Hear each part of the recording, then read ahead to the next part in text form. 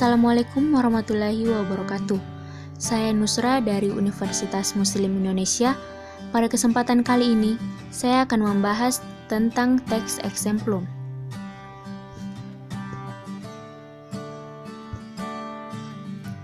Apa itu teks exemplum? Teks exemplum adalah teks cerita yang menceritakan tentang perilaku atau tokoh dari sebuah cerita.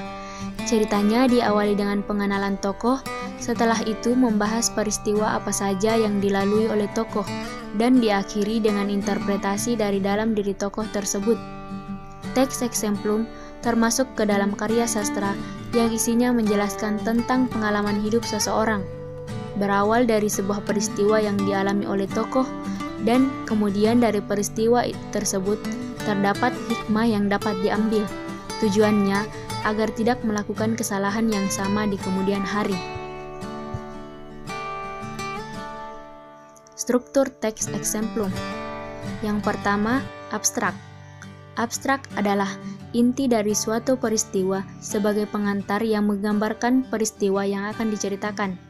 Yang kedua, yaitu orientasi. Orientasi adalah bagian awal dari teks exemplum, biasanya berisi tentang pengenalan tokoh.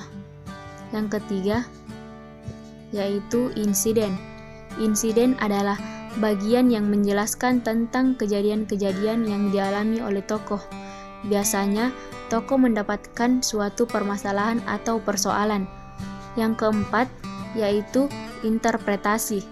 Interpretasi adalah bagian yang menjelaskan tentang pesan moral, evaluasi, dan akibat yang timbul karena tindakan tokoh. Yang kelima, yaitu koda. Koda adalah bagian penutup dalam cerita. Selanjutnya, ciri-ciri teks exemplum.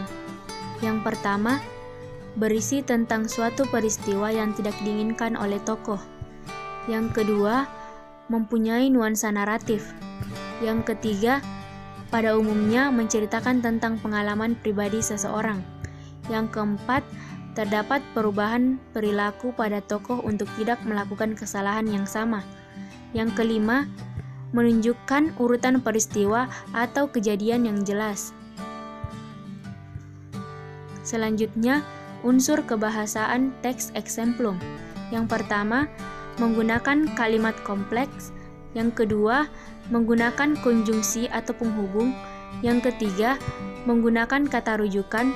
Yang keempat, menggunakan kata kerja.